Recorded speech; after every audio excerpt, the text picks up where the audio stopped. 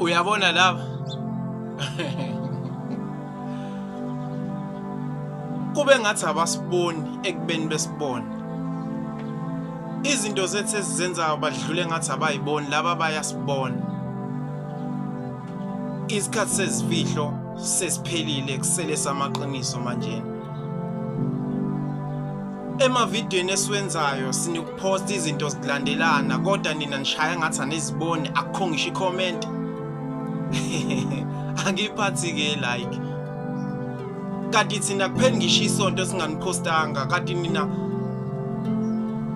nisifihlela ngaleyo ndlela ukuthi niyasithanda ekubeni ninokukhuluma mangabe nihlangene nodwa nithi ipeni siyaliqinisa kakhulu mangabe sibhala.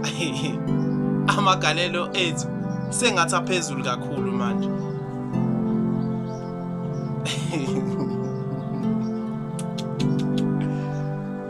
Ngizoyiqedela kungekudala.